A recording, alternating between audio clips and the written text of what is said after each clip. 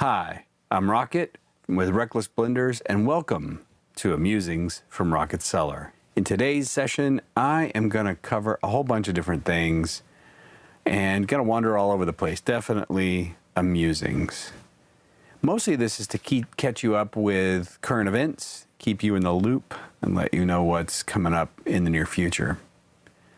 One thing I want to do is let you know that the Barbera and the Sangiovaces, the 2018s, are fan-frickin-tastic right now. A couple of curbsides ago, Jim Brown and I looked at each other while sipping the Barbera and went, oh my God, here is something to behold.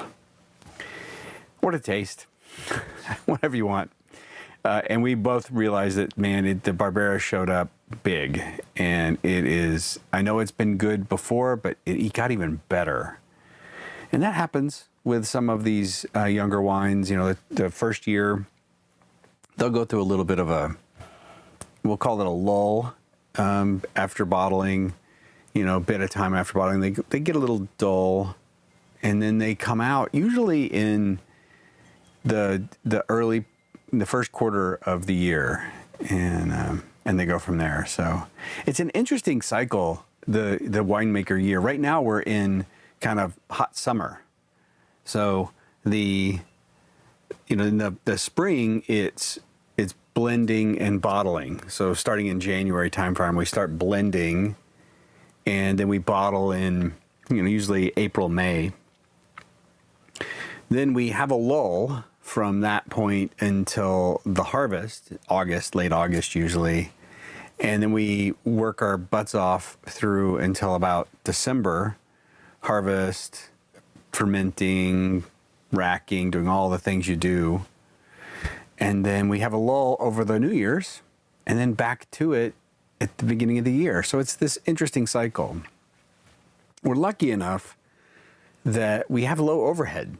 So, there's not a lot of extra stuff we're carrying. We get to pass those savings on to you. So you get a very, very high quality wine for a reasonable price.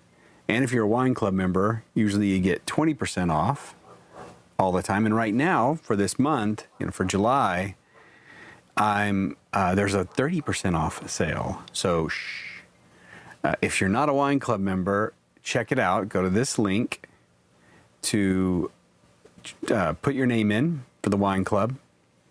And just one thing to understand is we've got only so many spots. We make only so much wine, we've got only so many spots. So you put your name in, and what happens is when that comes to me, and I go through our database and make sure that there's space. And we're getting close. I mean, really, really close, because we've had a lot of new signups this last year as part of the Curbsides. People see what an amazing deal that is, and they just put their name in. So if you've been on the fence about becoming a wine club member, make sure you do it soon.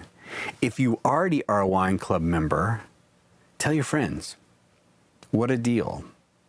And you get to meet the winemakers and hang out with us once a month. It's a lot of fun. And speaking of that, we're going to have a bigger event in September. So at the winery, probably. So we keep an eye out. So I'll send out emails. I'll do a Wreckless Musings to let you know. And because we want to make it a big celebration, as we emerge from COVID, from the last 15 months of being in our little cocoons, we want to celebrate being able to be back together. We were thinking about doing it in July or August, but July or August in Sacramento is super hot, and we didn't want to risk saying it's on this date and it end up being, really hot. So we're going to probably do it in September.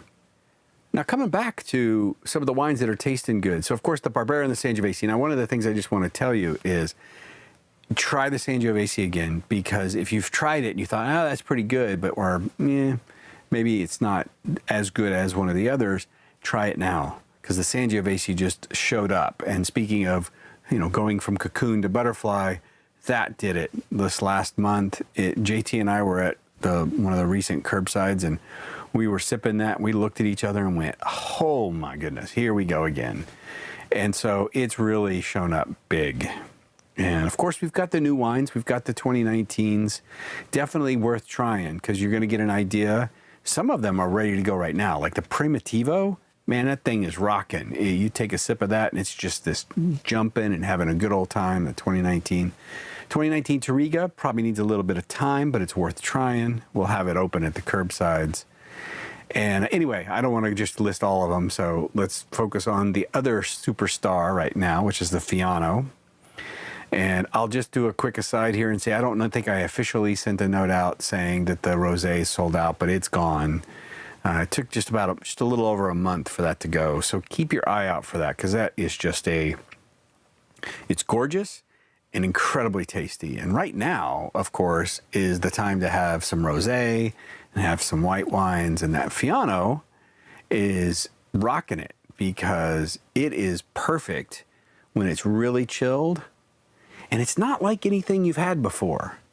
And I may have said that before. I'm going to say it again because it's not like a Sauvignon Blanc. It doesn't have that, that melon taste, or there's different tastes that come from there, apple and whatever. It's not your Chardonnay, so it doesn't have that butter and that interesting flavors of Chardonnays. It's not a Pinot Gris. Pinot Gris got some, interesting flavors. I'm not a huge fan of Pinot Gris. It's just me, and maybe it's because I haven't had the right Pinot Gris. Anyway, so Fiano is going to be its own thing, so make sure you approach it with that. Give it the full 3 sips. And number one comment was, wow, this is good. And several comments were, I didn't think I'd like it this much. I'm not a white wine drinker, and I love this. So Fiano is just rocking it. I will say that it's going fast. So if you want some, make sure you get some early. Especially right now. Right now it's summertime. This is the perfect time to have white wine.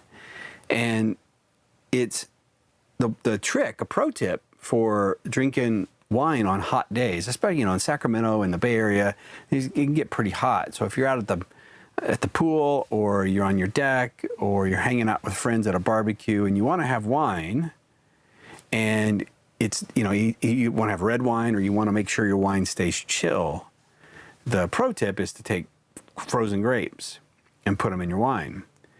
I'm not talking about a super high-end wine here. I'm talking about good drinking wine that you'll enjoy, because the grapes do influence it. But what's beautiful about it is your wine stays cool, and at the end of your glass, you have this lovely, lovely tasting grapes that just, oh my goodness, that's perfect.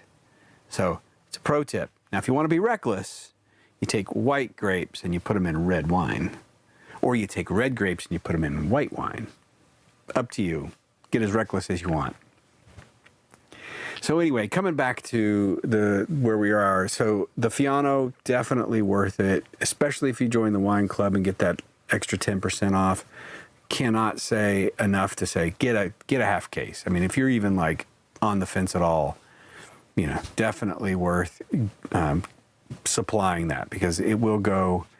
It will be sold out in the next, I don't know, by the end of September, by the end of that in-person event, likely it'll be gone. And that just tends to be how most of our wines go. So it's worth getting early.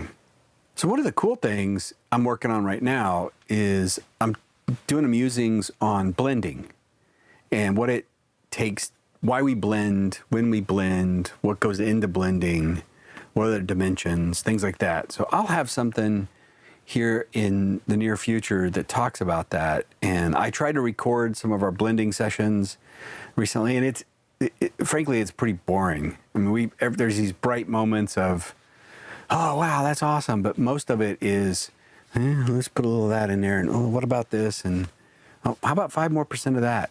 So not really super enthralling, but I'll invite Whiteboard Rocket in, and we'll talk a little bit about the different dimensions of wine that we use blending to help enforce, and why you would blend and when you would not want to blend. So looking for it. I've got it all sketched out, so I'll start recording here pretty soon. Keep you informed. So definitely keep an eye out for updates on Curbsides and other activities. We've got, things are shifting a little bit for the curbsides over the next few months, and it's just primarily because it's summer and things are opening up. Oh my God, thank goodness they're opening up. So normally we have Concord curbsides the first Saturday of the month and Carmichael curbsides the last Saturday of the month. And what we're going to be doing in July is I'm shifting things up in Concord. We're going to do a Friday and a Saturday in the evening. So I'll be sending a note out about that. And then in August in Concord, we're not going to have one. And in Carmichael, we're going to keep you abreast of what's happening because of the heat. And so if it's super hot, we might shift it into the later afternoon or the evening. We don't know yet. And then definitely keep your eyes open for the big in-person event. We'll have food. It'll be just a wonderful time to see everybody and hang out. And we'll have some fun tasting challenges and learning. And we're so excited about getting back together in person, as you can tell.